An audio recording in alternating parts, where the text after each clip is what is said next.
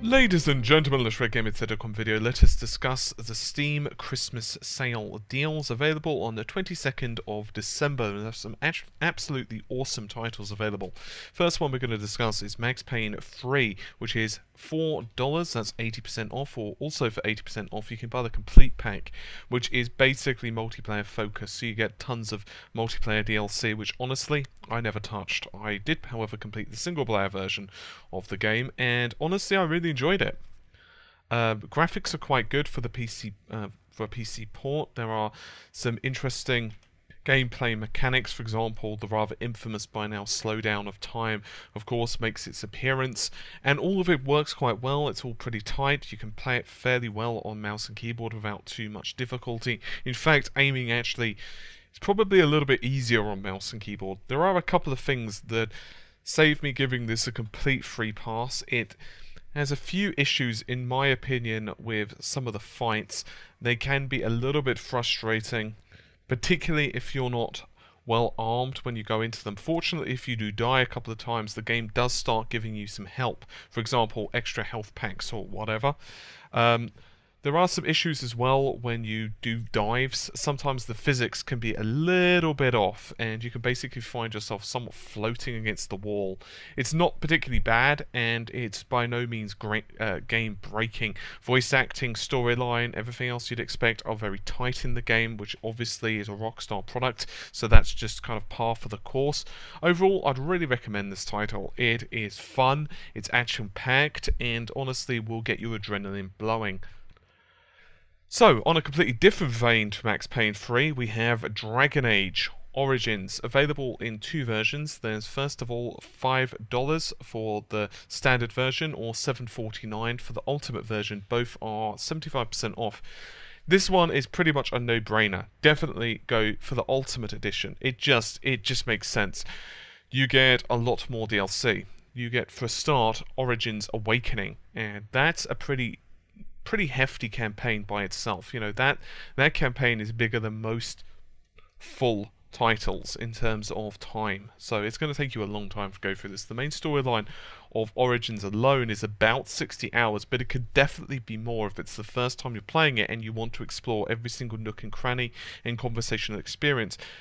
Now, there are, of course, the rather infamous, do you want to go the good route or the bad route? I'm not going to weigh in too much on this because I'm going to take a lot of the videos up, but I honestly don't mind it. I think the moral choice system works fairly well. It has some issues, primarily in terms of balance, in my personal opinion.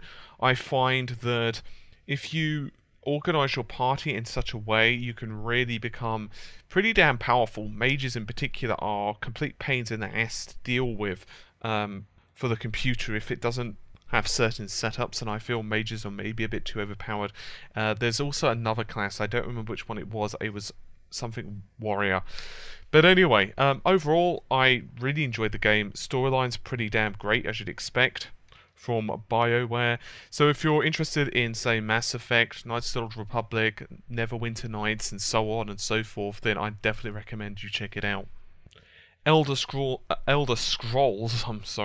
4 Oblivion is next on our list, and I'm pretty sure we can all agree that it's probably one of the more infamous titles. There are, of course, two versions of this available. One is $4.99 and one is $6.24. So the difference between all of these is you get a bunch of extra DLC, so it could well be worth picking up the deluxe edition. After all, it's only $1.24 more. They're currently 75% off. Now, this game has been highly modded. Obviously, it is the prequel to Skyrim, and honestly speaking, it is a pretty damn gorgeous game, even now. Sure, it does have some issues, mostly the fact with the voice acting. It does kind of piss me off that so many characters have so many of the same voices. In other words, the same voice actor pretty much, you know, might have been the barkeeper, but on the other hand, he might have also been the blacksmith. So you definitely notice that as you're walking through towns, which does help to break the immersion. Fortunately, there are quite a few mods which help to, at the very least, fix some of the facial issues in the game. They really do bug me, particularly the eyes. Combat is pretty tight, although it's not exactly the strong point of the game. The strong point of this game is definitely the exploration, and just the overall sense of immersion. I would recommend the game. It is pretty damn great. You will, of course, be losing many hours of your life should you choose to purchase it. Next title is Antechamber, which is 75% off, or $4.99 if you're paying US dollars.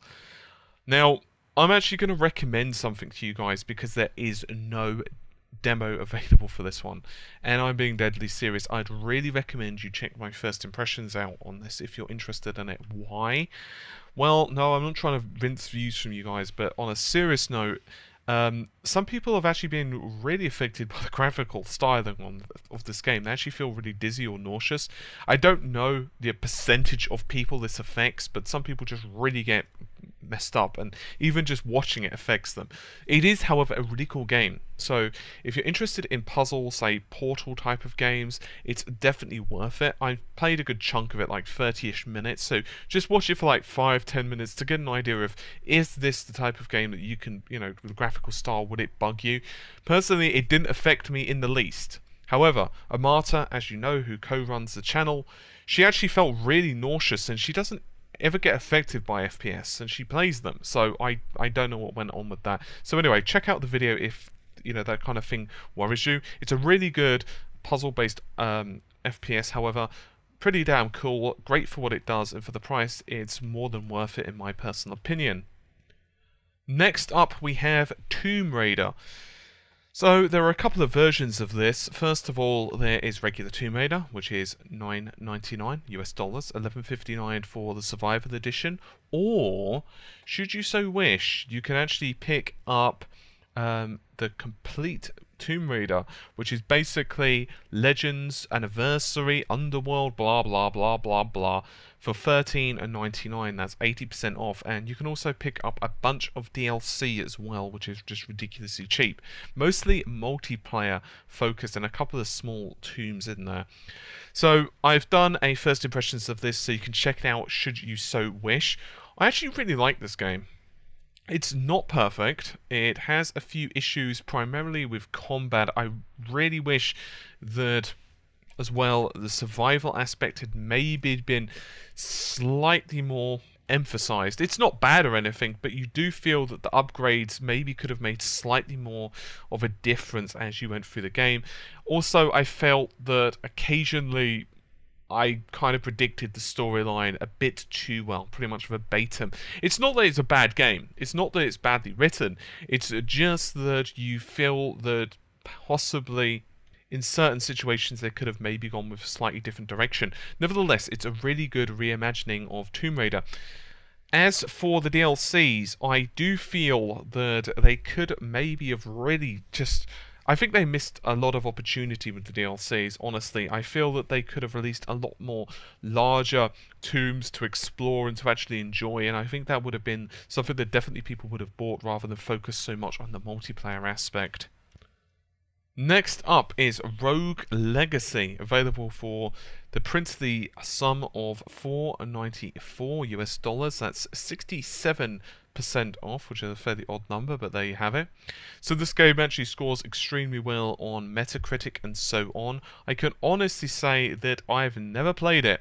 Not for any other reason, not because it just didn't appeal to me, just because I missed it. It does look pretty cool. I understand that if you die, basically you'll be reborn as like your child, and then you get to continue on or something like that. So it does sound pretty interesting in terms of mechanics, and as I said, it does score pretty damn well.